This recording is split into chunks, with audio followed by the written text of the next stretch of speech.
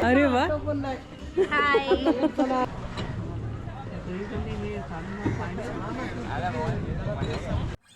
Hello दोस्तों, welcome back to my channel. आप देख रहे हो नेपाल सीरीज। लास्ट व्लॉग में मैंने आप सबको यहाँ के प्रसिद्ध मनोकामना देवी मंदिर का दर्शन करवाया था। आप सब ने उस व्लॉग को बहुत पसंद किया, इसलिए मैं आप सबका बहुत धन्यवाद करती हूँ। अभी हम लोग मनोकामना मंदिर से पोखरा जाने के लिए निकले हैं। मनोकामना देवी मंदिर से पोखरा जाने के लिए 105 किलोमीटर है। हमें लगभग 3 घंटा लगेगा पोखरा पहुंचने में। पोखरा में हमारा 2 नाइट एंड 2 डेज का स्टे है। अगर आप मेरे चैनल पर नए हैं तो इस चैनल को सब्सक्राइब कीजिए और बेल आइकन ज़रूर दबाइएगा ताकि आपको नए वीडियोस का नोटिफिकेशंस मिलते रहे।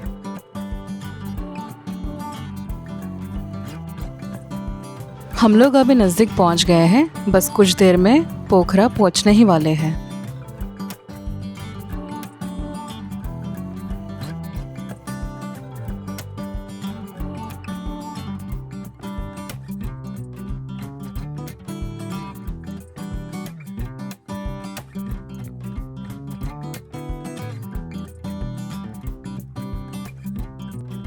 तीन घंटे के ट्रैवलिंग के बाद हम लोग पहुँचे हैं होटल लैंडमार्क पोखरा, जहाँ पे हम लोग का 2 नाइट एंड 2 डेज का स्टे है। Landmark hotel 4 star heritage hotel है जो फेवा लेक के नज़दीक है। फेवा लेक एक खूबसूरत मीठे पानी की झील है जिसे फेवा ताल भी कहते हैं। यहाँ पे होटल के नज़दीक ही बहुत सारे शॉप्स हैं जहाँ पे आप शॉपिंग कर सकते हैं। जैसे आप होटल से बाहर आओ तो आपको शॉप्स दिख जाएंगे।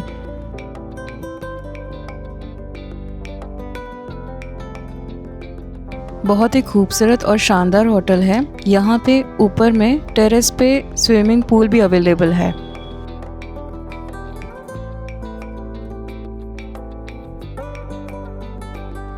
होटल में एंटर करते ही आपको शॉप दिखेगी जहाँ पे आप स्वेटर, बैग्स या नेकलेस की शॉपिंग कर सकते हो। बस थोड़ा एक्सपेंसिव होगा क्योंकि ये होटल के अंदर है। यही सेम चीज़ आपको लोकल मार्केट में भी मिल जाएगी।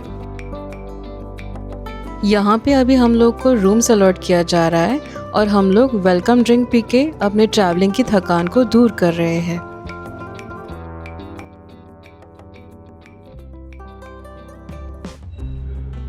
फाइनली हम लोग को रूम अलॉट हो गया है।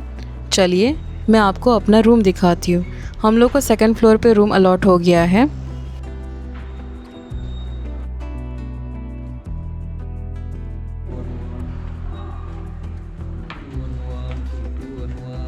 रूम में एंटर करते ही आपको कबोर्ड मिल जाएगा जिसमें आप अपने कपड़े या सूटकेस रख सकते हो। यहाँ का बाथरूम भी बड़ा है और बड़ा सा आईना भी है। रूम तो काफ़ी बड़ा है और बहुत ही अच्छा है। आपको ये रूम कैसा लगा वो आप प्लीज़ कमेंट करके ज़रूर बताइएगा। चलिए देखते हैं इस रूम का व्यू कैसा है। इस रूम में छोटी सी बालकनी भी है और हम लोग को मिला है पहाड़ वाला व्यू, जहाँ से हम लोग को बर्फीले पहाड़ सुबह में दिखने वाले। अभी तो नज़र नहीं आ रहे क्योंकि अभी शाम का टाइम है, तो हमें सुबह तक का वेट करना पड़ेगा। Good morning. मेरी मम्मी आपको दिखाएंगी बाहर का व्यू।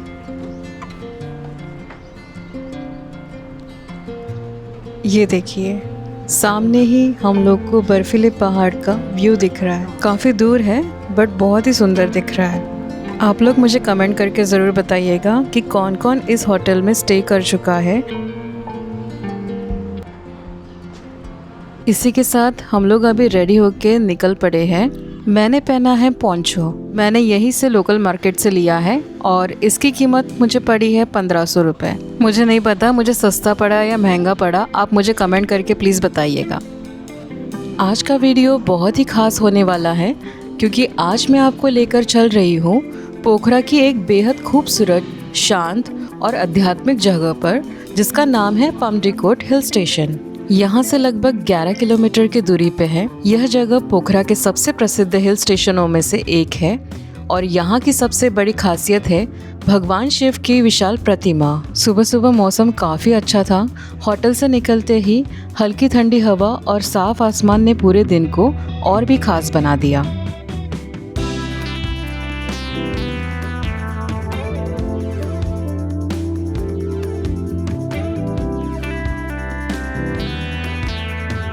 जैसे ही हम शहर से थोड़ा बाहर निकले, ट्रैफिक कम होते गया और रास्ते में हरियाली बढ़ती चली गई। दोनों तरफ पहाड़, छोटे छोटे घर और शांत माहौल। रास्ता इतना सुंदर था कि सफ़र कब पूरा हो गया पता ही नहीं चला।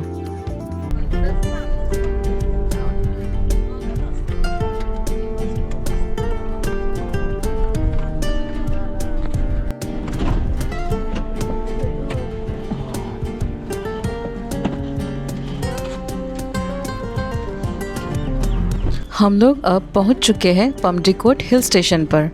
यहाँ पे पार्किंग एरिया है। यहाँ पे गाड़ी पार्क करके अभी हम लोग को यहाँ से पैदल चलना होगा 10-15 मिनट के लिए।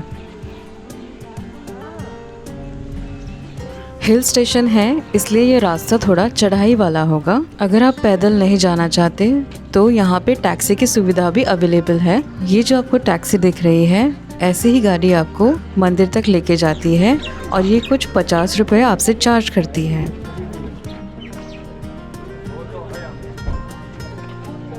हम लोग को गाड़ी ने यहाँ तक पहुँचा दिया। अभी यहाँ से हम लोग को और थोड़ा सा चल के ऊपर भगवान शिव की प्रतिमा के पास जाना है।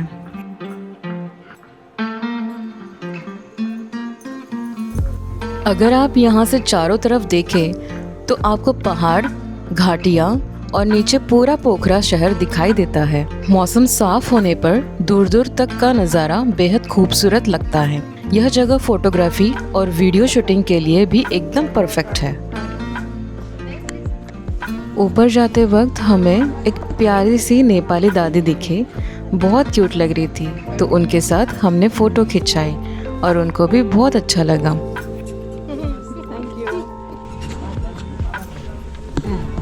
अच्छा है ना? याद रहेगी आपको। शुटकू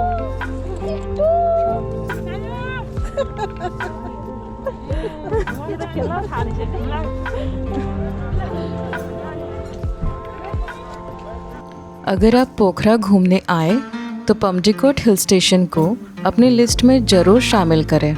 यह जगह पोखरा शहर से थोड़ी ऊंचाई पर स्थित है, जहां से पूरा पोखरा शहर और आसपास की पहाड़ियों का नज़ारा दिखाई देता है।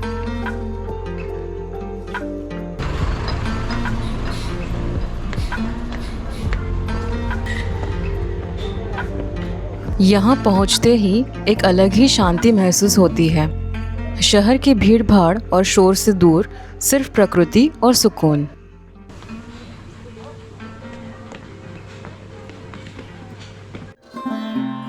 दोस्तों, पमडीकोट हिल स्टेशन की सबसे बड़ी पहचान है यहाँ स्थित भगवान शिव की विशाल और भव्य प्रतिमा। भगवान शिव की यह विशाल प्रतिमा भारत के मथुरा शहर में बनाई गई थी। मथुरा धार्मिक मूर्तिकला और शिल्पकला के लिए विश्व भर में प्रसिद्ध है। यहाँ के कुशल कारीगरों ने पूरी श्रद्धा और बारीकी के साथ इस शिव प्रतिमा को आकार दिया। इसके बाद इस प्रतिमा के अलग अलग हिस्सों को भारत से नेपाल तक काफ़ी सावधानी और योजना के साथ ट्रांसपोर्ट किया गया। यहाँ पहाड़ी की चोटी पर स्थित है भगवान शिव की लगभग 51 फीट ऊंची विशाल प्रतिमा, जो एक भव्य और विशाल डोम के ऊपर स्थापित की गई है। पूरे मंदिर परिसर की ऊंचाई की बात करें तो यह लगभग 108 फीट ऊंचा है।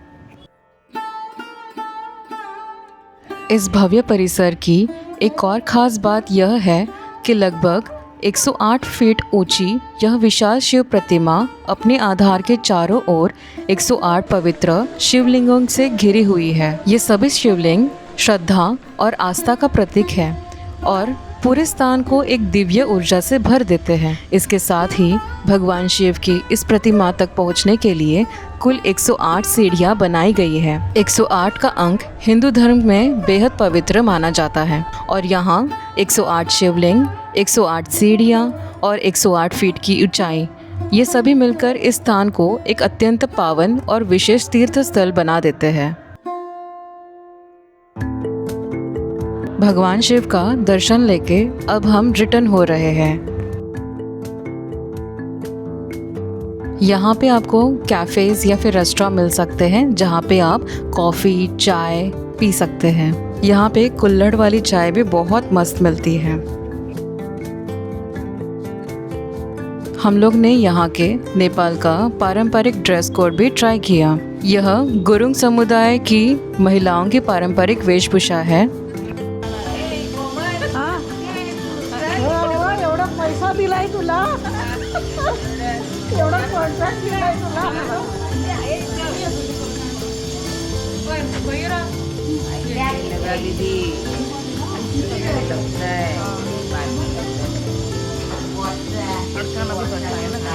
चलो मैं आपको इस वेशभूषा के बारे में कुछ जानकारी देती हूँ। सबसे पहले बात करें फरिया की। फरिया एक पूरी लंबाई की लपेटने वाली स्कर्ट होती है। इसके साथ पहना जाता है चोलो। चोलो एक फिटेड ब्लाउज होता है और इसके ऊपर लिया जाता है क्रामो। क्रामो एक शॉल या सिर ढकने वाला दुपट्टा होता है। इसके साथ गुरुंग महिलाएं अच्छी अच्छी आभूषण भी पहनते हैं जिससे इसका लुक और भी अच्छा लगता है।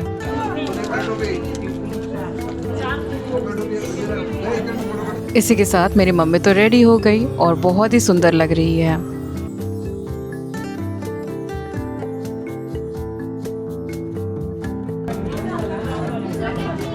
छूट जाता है यार।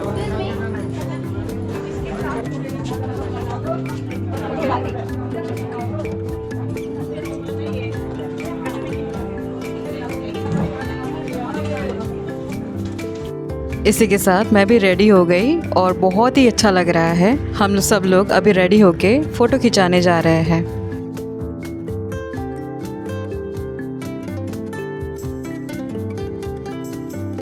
अब हम आ चुके हैं गुप्तेश्वर महादेव गुफा में। यह गुफा पोखरा 17 छोरे पाटन कास्की जिले में स्थित है और यह डेविस फॉल के बिल्कुल सामने मौजूद है। इस गुफा की सबसे खास बात यह है कि डेविस फॉल का पानी इसी गुफा के अंदर से होकर बहता है, जिसकी वजह से यह पोखरा के सबसे प्रमुख और अनोखे आकर्षणों में से एक मानी जाती है। गुफा में एंट्री करने के लिए एंट्री फी है। नेपाली नागरिक के लिए 50 रुपये और अन्य लोगों के लिए 100 रुपये। और इसका टाइमिंग है सुबह 6 बजे से लेकर शाम के 7 बजे तक।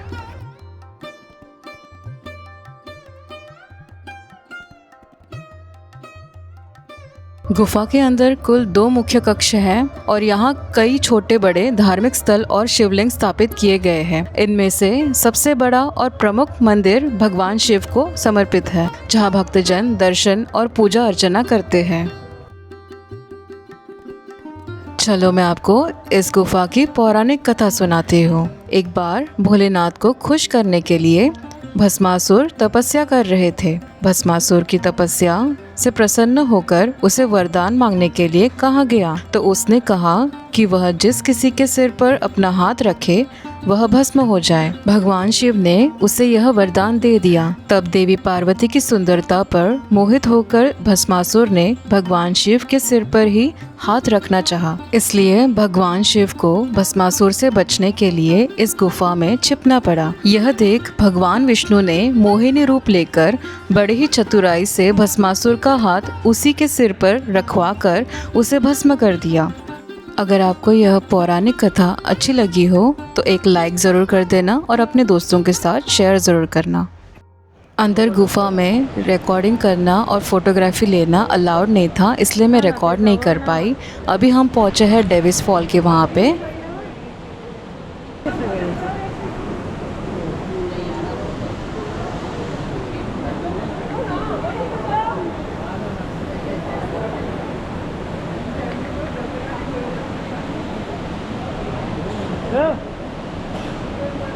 डेविस फॉल का मनमोहक दृश्य देखने के बाद हम लोग आ गए हैं शॉपिंग करने के लिए।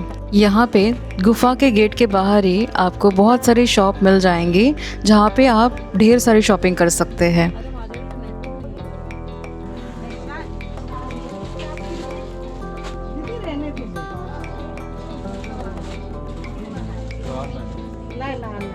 ते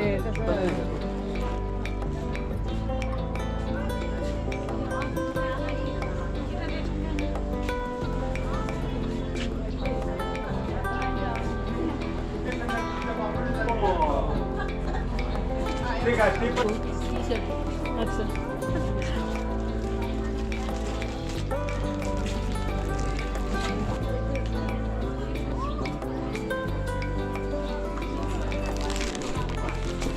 दोस्तों अब हम आ गए हैं फेवा लेक। यहाँ हम नाव में बैठकर जाएंगे ताल बाराही मंदिर। यह मंदिर फेवा झील के बीचों बीच एक छोटे से द्वीप पर स्थित है और यहाँ पहुँचने के लिए आपको नाव से जाना होता है।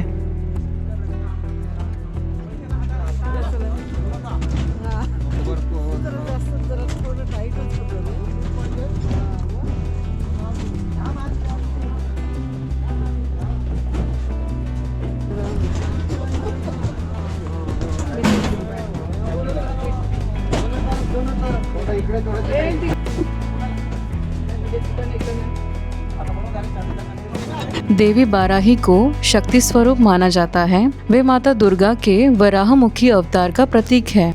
मंदिर खुलने का समय सुबह 5 बजे से शाम 7 बजे तक का है। मंदिर में प्रवेश निशुल्क है, लेकिन मंदिर तक जाने के लिए नाव का किराया देना होता है, जो नाव के प्रकार के अनुसार लगभग 200 से 500 नेपाली रुपए तक हो सकता है। इसी के साथ हम लोग पहुंच गए ताल बाराही मंदिर।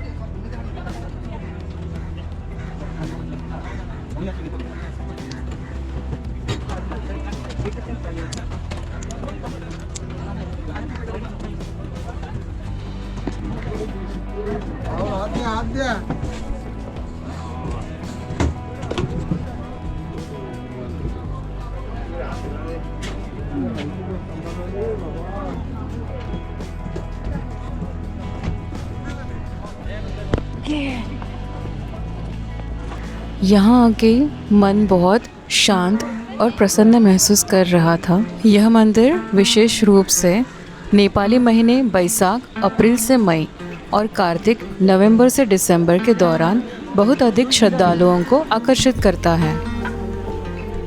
देवी माँ का दर्शन लेने के बाद हम लोग जाएंगे फेवा लेक के किनारे, जहाँ पे शाम की आरती होगी। यह आरती यहाँ की मुख्य आकर्षण है।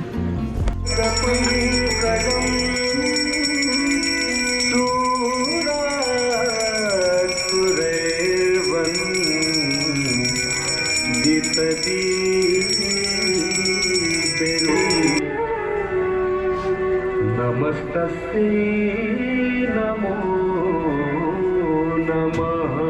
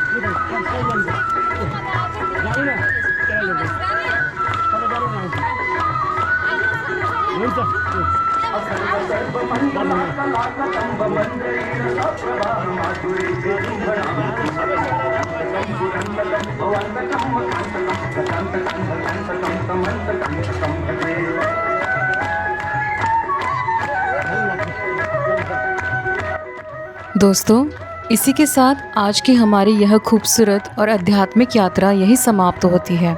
अगर आपको ये वीडियो पसंद आया है तो लाइक ज़रूर करें और अपने दोस्तों के साथ और परिवार के साथ शेयर ज़रूर करें और इस चैनल को सब्सक्राइब ज़रूर करें। मिलते हैं अगले वीडियो में एक नई जगह, एक नई कहानी और एक नए अनुभव के साथ। तब तक के लिए धन्यवाद। जय भोलेनाथ, जय माता बाराही।